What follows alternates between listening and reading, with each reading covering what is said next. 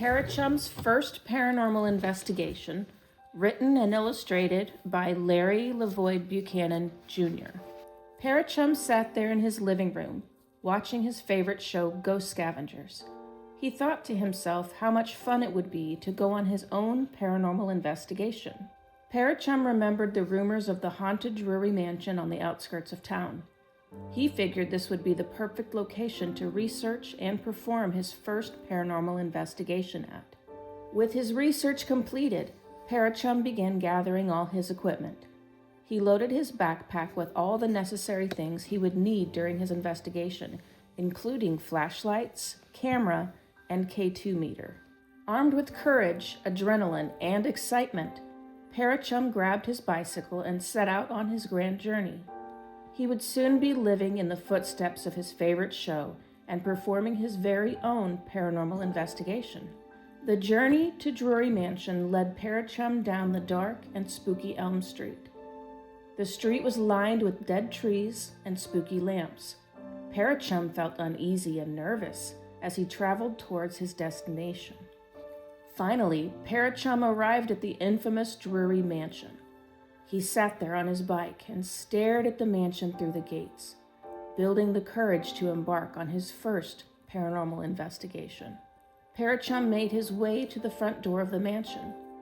The tension and fear were overwhelming to him, and he had a hard time gathering the courage to enter. The main entrance was spooky and gave off an unsettling feeling. Para-Chum knew that this was going to be a long night, and that the paranormal activity was bound to show itself before long.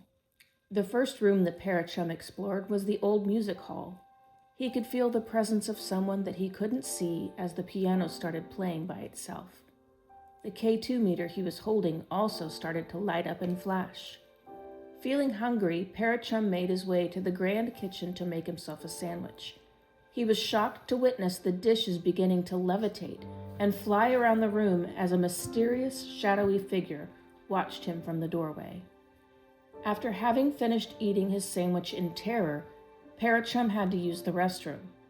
He figured what could go wrong in the mansion's restroom, so he made his way there. Upon arriving, he noticed a phantom glowing door appear out of nowhere and his K2 meter spike and start flashing rapidly. Too terrified to use the restroom, Para-Chum figured it was finally time to make his way to the second floor of the mansion. As he ascended the stairwell, his K2 meter began flashing, and he noticed a shadow figure at the top. He pulled out his camera to get a picture, but the figure disappeared so fast he was unable to capture it. The upstairs hallway was long, dark, and Para-Chum felt as if something was following him.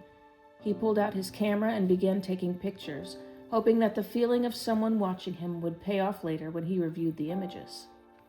Para-Chum was shocked and amazed when he finally saw his first ghost in one of the small servant bedrooms at the end of the long hallway corridor. He quickly grabbed his camera and took a picture as the friendly ghost posed for his portrait. Suddenly, Para-Chum was attacked by a friendly ghost dog. He jumped on Para-Chum, knocking him to the ground as he licked Para-Chum's face and wagged his little ghost tail in excitement and joy. As Para-Chum ventured back into the dark hallway of the haunted mansion, he noticed a floating orb that was making its way down the hallway, glowing and buzzing with energy. He quickly rushed after to try and catch the orb. The orb led Para-Chum into an old master bedroom where it suddenly transformed into a flaming coat of armor. Para-Chum hid under the bed in fear as it walked around the room and then disappeared before his eyes. Para-Chum ran to the nearest room to escape, only to find another ghost in one of the restrooms. This ghost was not as friendly, as it tried to take Para-Chum's backpack from him. Para-Chum struggled and tugged, but was finally able to get the upper hand. Para-Chum thought that maybe the attic would hold answers to why this mansion was haunted. All he found, though, were remnants of those who performed seance rituals when the mansion was once active with life. With no answers found in the attic, Para-Chum ventured to the library in search of answers. The library was full of poltergeist activity as the books on the shelves began to float and soar through the room all around Para-Chum. Managing to grab one of the floating books, Para-Chum learned of the dark history of the mansion and that the owner, Mr. Drury, had been killed and buried on the grounds but never found. On a mission to find the burial of Mr. Drury and solve the mystery of the haunting activity, Para-Chum was fueled with intrigue. He wandered into a vacant room when he encountered the faceless ghost of a man in a suit as Para-Chum tried to hide from sight under one of the beds. The suited ghost turned out to be a friendly guide willing to help Para-Chum locate the remains of Mr. Drury. He showed Para-Chum where the remains of Mr. Drury were located so that he could finally set the spirit free. Mr. Drury's burial was in the basement of the old church house on the grounds of the mansion.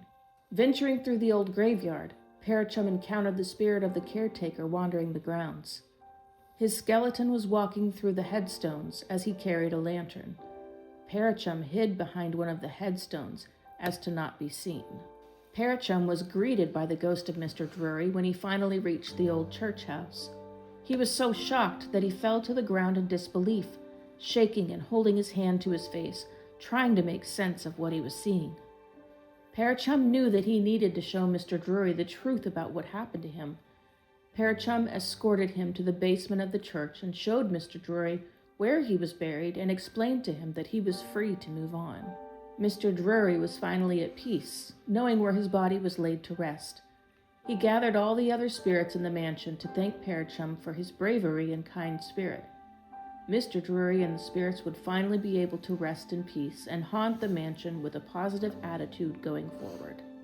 Para-Chum was so excited about his discovery and his first investigation that he called the local news to tell them all about his adventures in the old Drury mansion.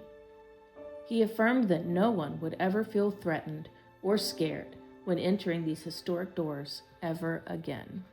The news station didn't waste any time giving the story a place in history as they published their story online for all to see and notified Para-Chum that his adventures would be a national broadcast extravaganza for everyone to see and hear about. Para-Chum felt honored to be a part of history in the making as he sat and watched the story of the Drury Mansion unravel on national television. Where would he investigate next? And what grand adventures awaited him in the world of paranormal investigations?